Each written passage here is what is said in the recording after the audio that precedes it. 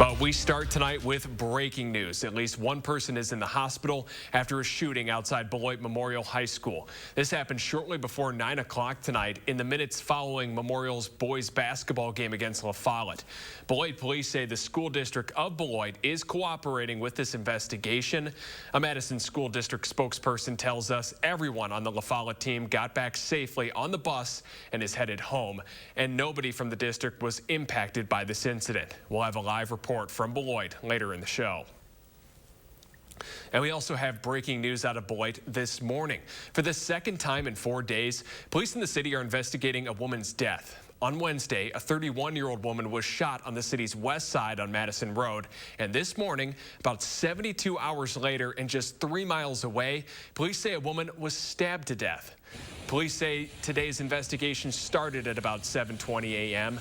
Her body was found on Howes Drive near Clary Street. Officers have not said if anyone is in custody, but say the woman had been stabbed. She's also not been identified yet. We heard again from Beloit's police chief today, and he says enough is enough. 2 homicides in 2020, 4 in 2021, and in 2022, 2 homicides before the end of January.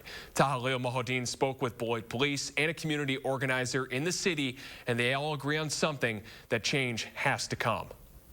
I think insane is probably an understatement at this point. News of a second homicide in less than a week has community leaders at a loss. It seems like as soon as one happens and you think, okay, we're going to try and get this figured out, let's do an event, let's try and take a breath. You can't even sit back and take in, the last situation, the last issue without something else happening now. Earlier this month, Lexi Payton's group, which aims to open lines of communication between communities of color and police, hosted an event addressing violence in the city.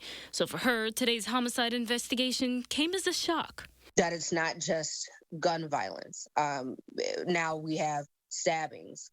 Beloit Police Chief Andre Sales says his team of detectives is working tirelessly to address crime in the city, but also says they need help. As a chief, I'm overly frustrated. I know the men and women of the Beloit Police Department are frustrated. I know our residents here in the city of Beloit are frustrated. Asking the Beloit community to come together to put an end to the violence. We're going to need to know who this person was with, who they had close ties with. It's a call for help. Payton is ready to answer, looking for others to join her cause. Trying to change the dynamic. A lot of times we see that there is no communication. For his part, Chief Sales vowing to put every effort into solving not just the homicide of the woman found on Clary Street, but all homicide investigations that remain open. We're going to take every lead. We're going to dig into it and make sure we're doing the right things on our end. In Beloit, Tahlil Muhiddin, News 3 Now. Payton says since their community event earlier this month, her group has been in contact with Beloit police. She also says they were able to talk with the chief today about today's investigation and says he's open to working with them moving forward.